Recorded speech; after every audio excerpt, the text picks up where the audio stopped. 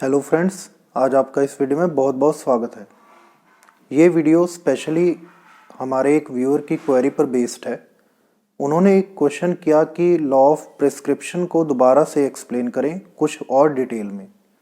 तो इस वीडियो में मैं आपको बताऊंगा कि लॉ ऑफ प्रिस्क्रिप्शन क्या है बेसिकली। देखिए, law of prescription law of limitation का ही एक सिक्के का दूसरा पहलू है।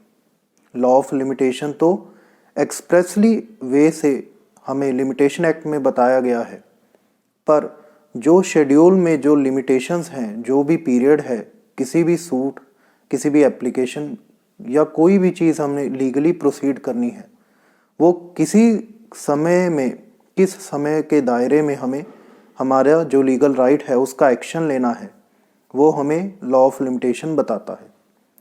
अगर हम उस समय सीमा के बाहर हमारा राइट उस समय सीमा के अंदर यूज़ नहीं करते तो हमारे हक का क्या होगा, जो हमारा राइट है उसका क्या होगा। उसी सिचुएशन में लॉ ऑफ प्रिस्क्रिप्शन की एग्जिस्टेंस में आता है।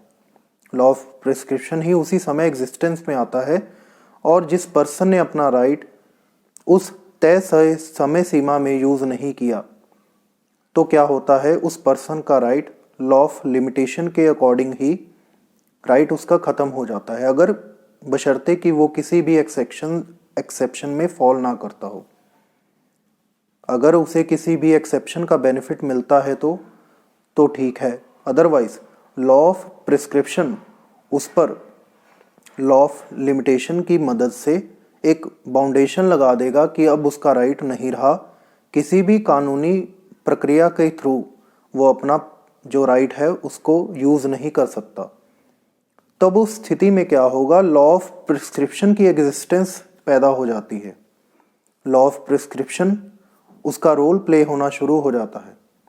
तो लॉ ऑफ प्रिस्क्रिप्शन क्या करता है, किसी पर्सन को कुछ हक दे देता है। जिस पर्सन का राइट तो था पहले, उसने तय समय सीमा में यूज़ नहीं किया और उसने इतना समय निकाल दिया कि किसी भी एक्सेप्शन में फॉल नहीं होता, फिर तो क्या होगा, लॉ ऑफ लिमिटेशन तो उसे अपने राइट को यूज़ करने से रोक देगा, और जिसके प्रति उसने वो राइट यूज़ करना था तो उसको एक प्रोटेक्शन मिल जाएगी लॉ ऑफ प्रिस्क्रिप्शन से। लॉ ऑफ लिमिटेशन उसे एक प्रोटेक्शन देगा, और लॉ ऑफ प्रिस्क्रिप्शन क्या करेगा कि उसका कुछ सर्टन राइट अराइज हो जाता है। उसके बाद जब एक राइटफुल पर्सन जिसका पहले जो राइट था उसने यूज़ नहीं किया, उसके बाद जिसके खिलाफ उसे यूज़ करना था, तो लॉ ऑफ लिमिटेशन ने तो उसे रोक दिया कि अब तुम्हारा राइट यूज़ नहीं हो सकता, अब एग्जिस्टेंस में नहीं है, उसकी समय सीमा निकल चुकी। अब उसके बाद जो दूसरा पर्सन है उसके अगेंस्ट हमने राइट यूज़ करना है, तो उसके बाद जिसके खिलाफ हमने राइट यूज़ करना था, लॉ ऑफ प्रिस्क्रिप्शन के अंडर उसे एक सर्टन राइट मिल जाएगा, उसका कुछ सर्टन राइट अराइज हो जाता है, फॉर्म हो जाता है। तो लॉ ऑफ प्रिस्क्रिप्शन यही कहता है कि आपको किसी व्यक्ति का एक तय समय सीमा के गुजरने के बाद, लॉ ऑफ प्रिस्क्रिप्शन हमें यही बताता है कि कुछ समय के गुजरने के बाद, जो कि लिमिटेशन एक्ट के अंडर तय था कि एक पर्सन को उसका राइट इस समय सीमा में ही उसे यूज़ करना है, इसके बाद वो हकदार नहीं रहेगा उस राइट को यूज़ करने के लिए किसी पर्सन के अगेंस्ट।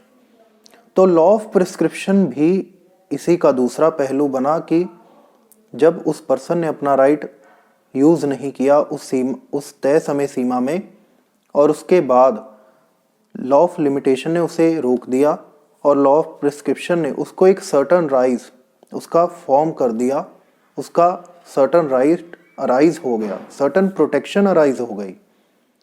तो लॉ ऑफ प्रिस्क्रिप्शन की आप एक एग्जांपल के तौर पर ले लें कि जैसे एक पर्सन ने कोई भी जैसे suit for possession and declaration उसने फाइल किया, उसने कहा कि ये प्रॉपर्टी मेरी है, मुझे इसका कब्जा दिलाया जाए, ये कानूनी तौर पर मेरी है।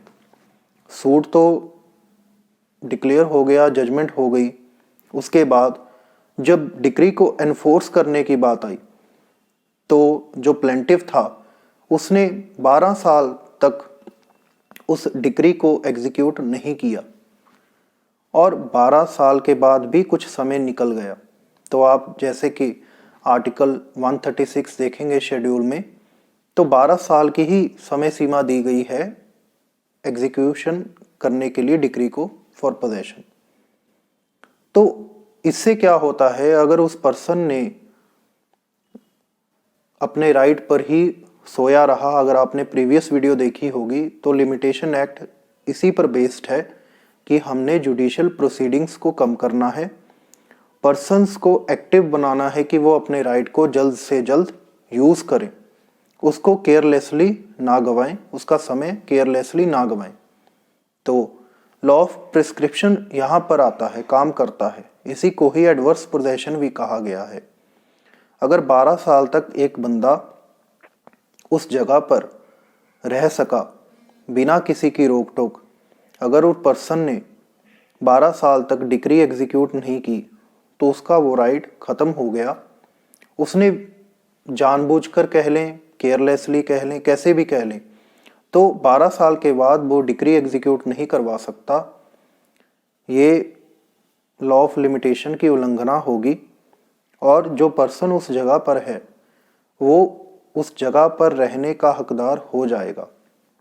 यहाँ पर लॉ ऑफ प्रिस्क्रिप्शन ने उसको एक राइट दे दिया, उसको एक प्रोटेक्शन प्रोवाइड कर दी कि अब उसे डिस्पोजेस नहीं किया जा सकता, क्योंकि जो लॉफुली पर्सन था, जो जिसका हक था उसको डिस्पोजेस करने का, उसने अपने राइट पर ही सोना मंजूर किया, उसने अपने राइट को यूज़ नहीं किया प्रॉपरली तय सीमा में। तो यही लॉ ऑफ प्रिस्क्रिप्शन हमें बताता है। जैसे हम इंडियन ईजमेंट एक्ट में देखें, सेक्शन 15 भी है।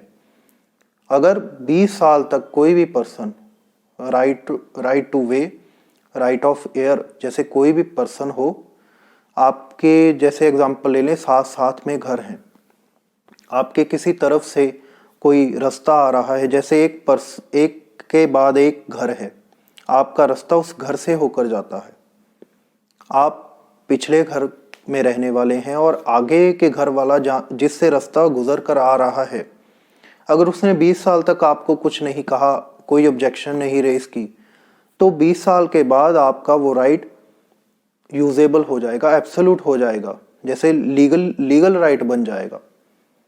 और इसके अंडर जो नेचुरल राइट हैं, जैसे कि right for water, right for air, right for way, ये कोई भी पर्सन आपको डिनाई नहीं कर सकता।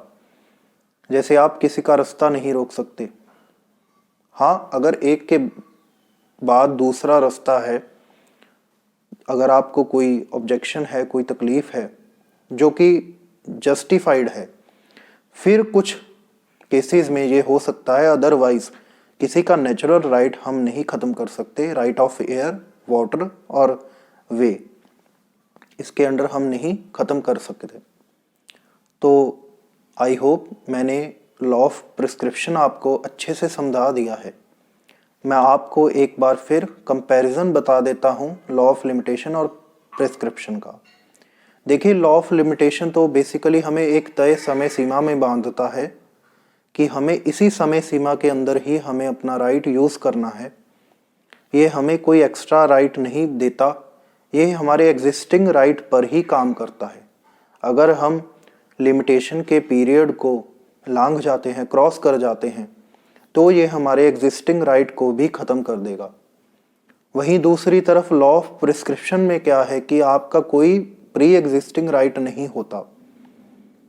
ये कुछ समय के गुजरने के बाद आपको एक राइट अराइज हो जाता है, राइट टू यूज़ दे देता है। ये भी दूसरी पार्टी के केयरलेसनेस और निष्क्रिय बैठे रहने पर ही होती है। लॉ ऑफ प्रिस्क्रिप्शन बेसिकली आपको यही प्रोवाइड करता है कि कुछ समय के निकलने के बाद आपका एक राइट अराइज हो जाता है जो कि लीगली आप एनफोर्स भी कर सकते हैं। तो आज इस वीडियो में इतना ही। अगर आपकी कोई भी क्वेरी हो तो आप कमेंट बॉक्स में ज़रूर बताएं, मैं आपकी क्वेरी को सॉल्व करने की पूरी कोशिश करूँगा। और मेरे चैनल को ज़्यादा से ज़्यादा शेयर और लाइक करें, हमारी फैमिली को बड़ा करें, लोगों का फ़ायदा हो। मेरा यही मोटिव है कि जो भी लॉ के स्टूडेंट्स हैं, मैं यही होप करता हूं कि आपको कुछ ना कुछ बातें बता सकूं, समझा सकूं, आपको कुछ बेनिफिट दे सकूं। तो इस वीडियो को देखने के लिए आपका बहुत बहुत धन्यवाद।